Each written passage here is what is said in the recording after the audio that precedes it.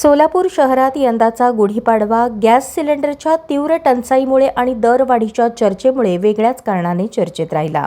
Gas सिलेंडरच्या तुटवड्यामुळे सर्वसामान्य नागरिकांना मोठ्या अडचणींना सामोरे जावे लागत असून अन्न शिजवणेही कठीण झाले आहे।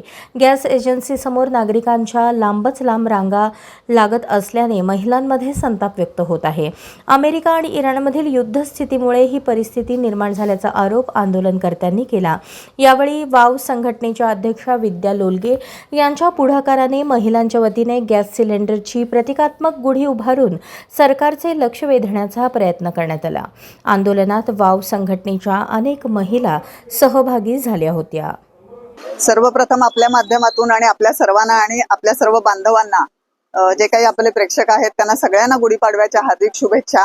आम्ही आज इथं सिलेंडरची गुढी उभी केलेली आहे, कारण सध्याला सिलेंडरच्या तुटवड्यामुळे अन्न, वस्त्र, निवारा या मूलभूत सुविधेमधील अन्न जे आहे ते शिजवण्यासाठी खूप मुश्किल झालेलं आहे। लोकांना घरी सिलेंडर मिळत नाहीयेत। प्रत्येक गॅस एजन्सीच्या बाहेर रांगाच्या रांगा लागलेल्या आहेत, 2-2 किलोमीटर पर्यंतच्या रांगा आहेत। 3000-4000चं वेटिंग चालू आहे।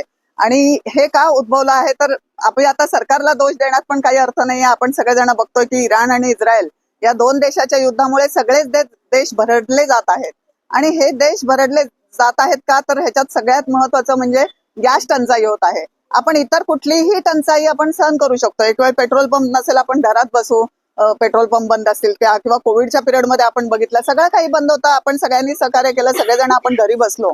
परंतु त्यावेळेला सिलेंडर एकमेव आपल्याला कधीही त्याचा तुटवडा भासला नाही। पाहिजे तेव्हा पाहिजे तेवढे सिलेंडर आपल्याला मिळत होते। तर असाच या पद्धतीने यापुढेही सिलेंडर हे अत्यंतिक गरजेचं साधन झालेलं आहे। सिलेंडर शिवाय माणूस जगूच शकत नाही, अन्न शिजवू शकत नाही। आणि त्यामुळे आम्ही सिलेंडरचं गुढी उभी केलेली आहे, कारण की जेव्हा प्रभू रामचंद्र अयोध्येला आले रावणाचा वध करून, तेव्हा तिथल्या नागरिकांनी गुढी उभं करून त्यांचं स्वागत केलेलं होतं। तर आम्ही पण असंच रामचंद्राच्या चरणी आज प्रार्थना करत आहोत की भविष्यात कुठलीही टंचाई येऊ दे, परंतु गॅस सिलेंडरची टंचाई कधी येऊ नये, त्याच्यासाठी आम्ही ही गुढी आज उभी केलेली आहे। हा, कारण की आता लोकांना सिलेंडर नसेल तर दुसरा पर्याय काय, तर पूर्वी आपण कोळशानी चूल पेटवूनच स्वयंपाक केला जात होता। तर आता नागरी पुरवठा मंत्री छगन भुजबळ साहेब यांनी सांगितलंय की पेट्रोल पंपावरती आम्ही केरोसिन देईन, कोळसा उपलब्ध केला जाईल। त्यामुळे आज आम्ही एकमेकींना कोळसा देऊन की इथून पुढचे दिवस हे आता कोळशाचेच आहेत, चुलीवर स्वयंपाक करा, हेल्दी राहा, हा संदेश देण्यासाठी आम्ही आज कोळसा वाटप केलेला आहे।